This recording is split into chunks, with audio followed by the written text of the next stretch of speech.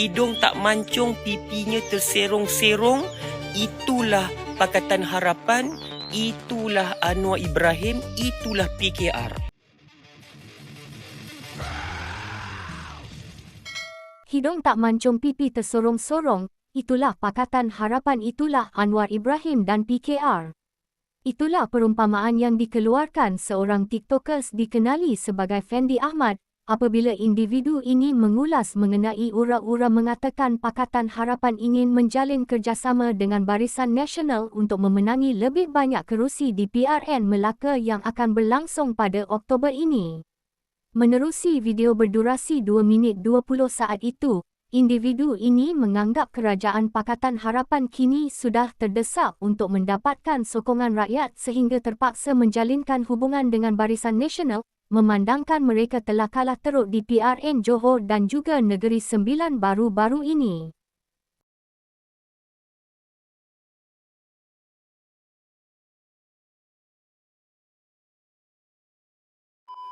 Dia kata, PH ni betul-betul muka tak malu lah.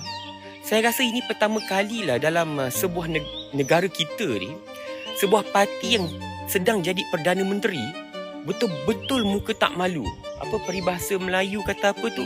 Hidung tak mancung, pipi terserong-serong. Kalau salah peribahasa tu saya minta maaf. Hidung tak mancung, pipinya terserong-serong. Itulah Pakatan Harapan, itulah Anwar Ibrahim, itulah PKR.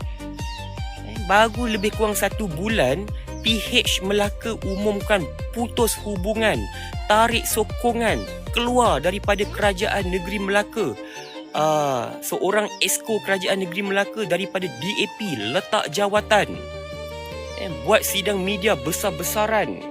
PH Melaka putus hubungan, jadi pembangkang di Melaka.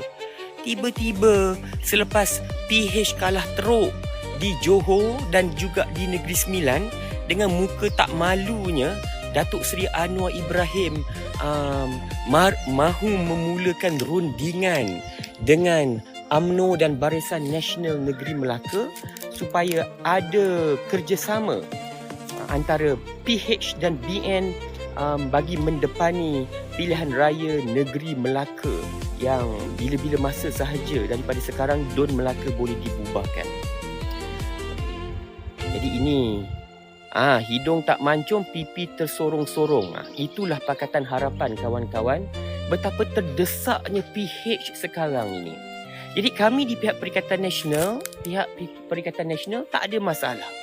Atas nama Muafakat dan Perpaduan Ummah, kita mengharapkan Barisan Nasional, UMNO bersetuju untuk bekerjasama dengan Perikatan Nasional, dan hasilnya kita nampak boleh kata 90% orang Melayu dan yang beragama Islam memberi sokongan padu kepada kerjasama BN dan PN di pilihan raya Negeri Sembilan 3 minggu lepas.